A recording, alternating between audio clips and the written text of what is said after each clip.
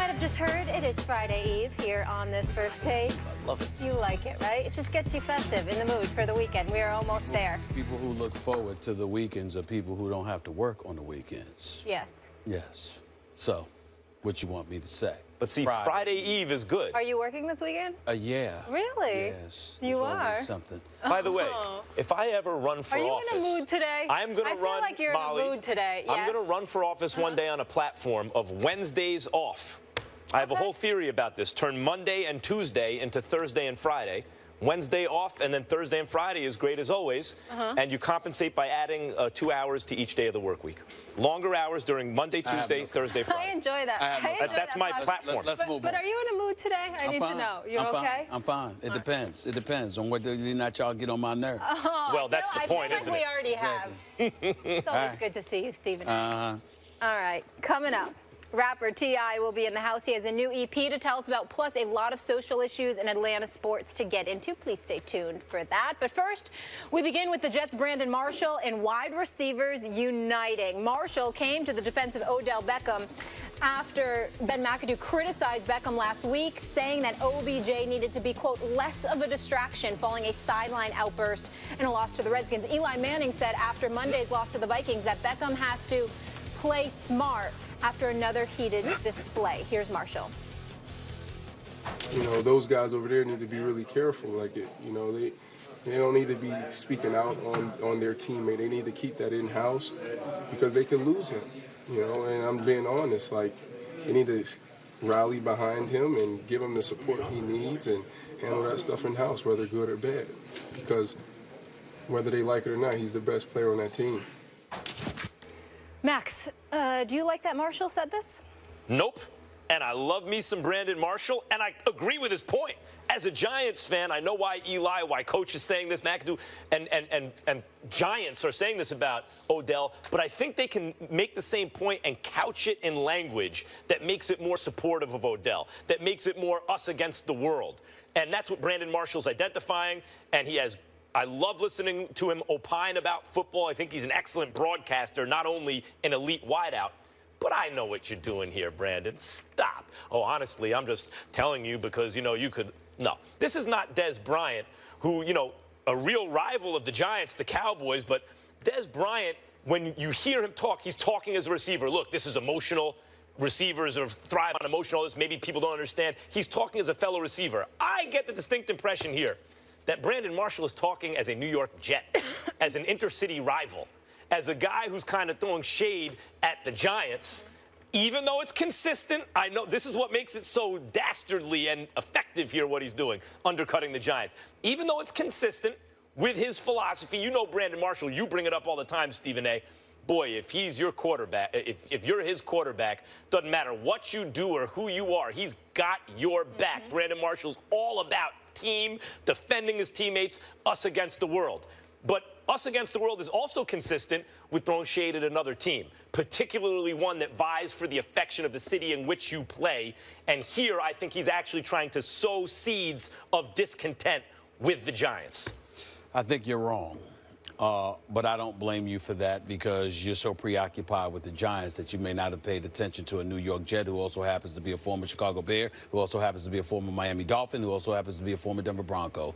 The fact of the matter is when you think about Brandon Marshall, the one thing that he's very, very, very serious about is when he talks about behavioral issues.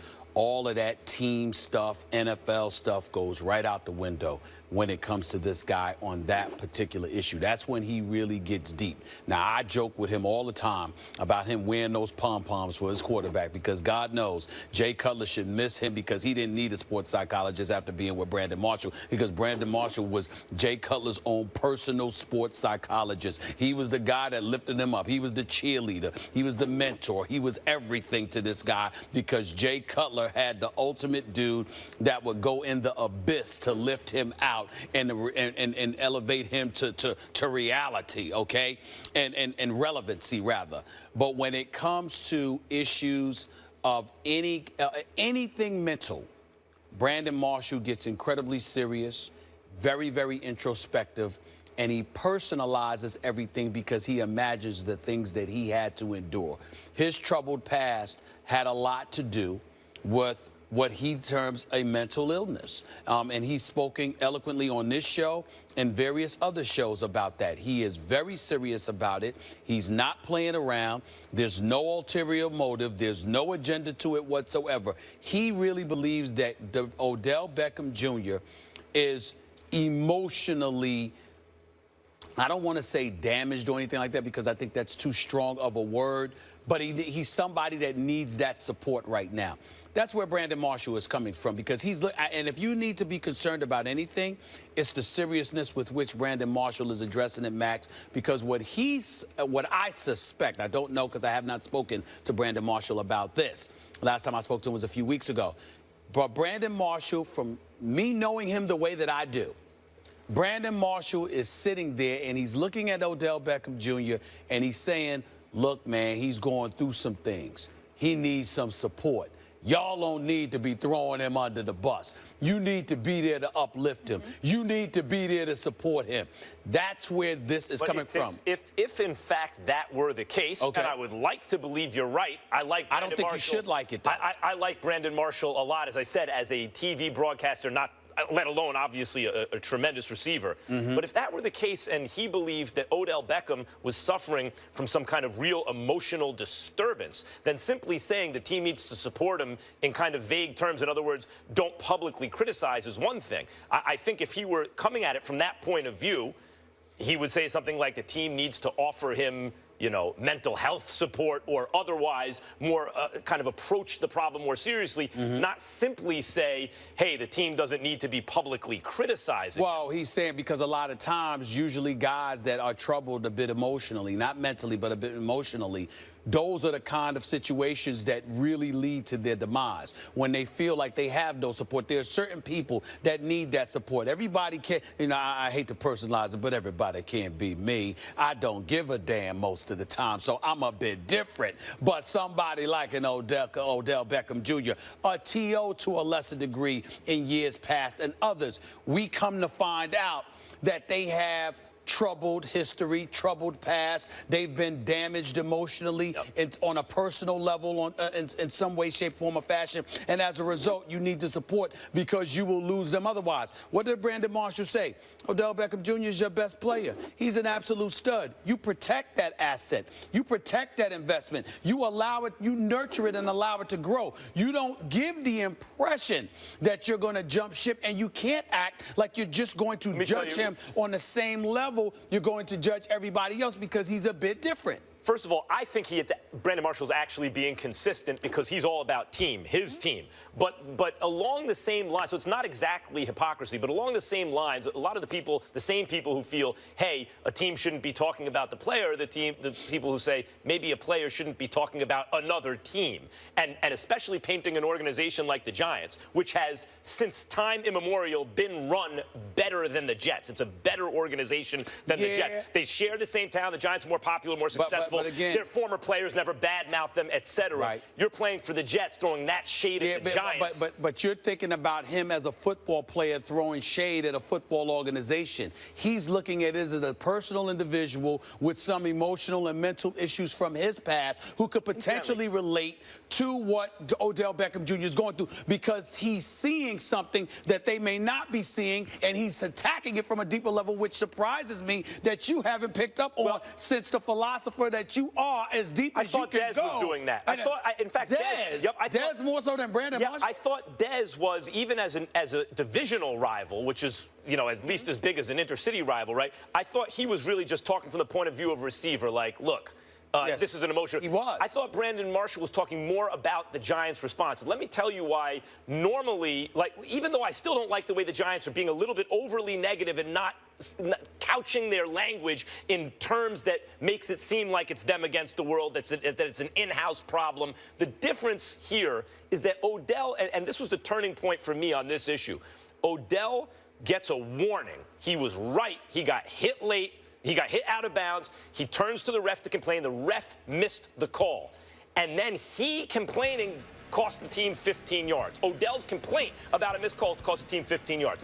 That, I'm like, okay, I get it. Odell, calm down, but I get it. On the very next play, he looks for contact out of bounds as his own personal payback because the refs aren't taking care of him, and it could have and probably should have gotten him tossed. At that point, to me, the player's actually hurting the team. Now, Des Bryant, when he's throwing those fits on the sidelines and everyone got on him, I actually defended him because I'm like, wait a minute. He's not costing you field position. What does any of this have to do with He's Brandon not Marshall? costing you field position here. He's just exhorting his teammates on to better play.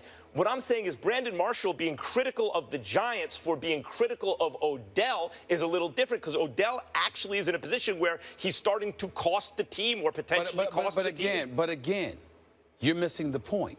Because what I'm saying about Brandon Marshall is Brandon Marshall isn't taught. He didn't absolve Odell Beckham Jr. What he did was intimate that this dude may have some issues, and there's a level of sensitivity that the organization he plays for and the teammates he plays with may need to harness a bit of sensitivity towards, as opposed to sitting there and judging him on an equal playing field compared to everybody else when he's a different individual, not just as a player, but as a person because of whatever emotional hang-ups he may have. If that's what he was doing, if in fact that's his intention, I'm all saying, for Brandon but Marshall. I'm saying I'm you're not sure saying that that that's what he was doing. you're just saying that he was calling out the Giants, and I'm saying it's not as simple as that because Brandon Marshall has a history that proves he's spoken about issues time and time again. It clearly transcends the world of sports when it comes to him. Can I add one thing? Sure. Regardless of Odell Beckham's mental state or emotional issues or anything like that, I don't like the fact that the Giants are publicly talking about what's going on. That Ben McAdoo Which is means saying you agree he's a with Brandon distraction. Marshall. Yeah, The first thing I said is the content of what he said I actually agree with. That part of it is that I don't think that they should be talking about that publicly. You're a team, and it should be the you versus against the world mentality, and you're a family. Well, nobody, so why are you bringing that into the media and airing dirty laundry out? We've discussed that. Everybody knows that the Giants were wrong to be calling him out. And not only that, I've made the case. This is an organization that's missed the playoffs 6 of the last 7 years. Talk about an organization that needs to be looking in the mirror instead of looking at one of its own players. Because Lord have mercy, long before Odell Beckham Jr. ever arrived, they were missing playoffs. Eli Manning, the quarterback position is the most important position on your field. He has played every single game for the last decade. And even though they won the Super Bowl, the other 6 years of the last 7, they have missed the playoffs. And what if Odell Beckham went to the media and said, Eli, you need to stop throwing picks? Right, absolutely right. By the way, the last time the Giants had, and these were not Odell Beckham Jr. talents. The Giants haven't had a talent like Odell Beckham Jr. since Lawrence Taylor was in his prime. Let's be very clear. Yeah. He's different. However, they had kind of media sensation personalities and big production talent at positions, and as soon as they got rid of them, they won a couple Super Bowls, Jeremy Shockey and Tiki Barber.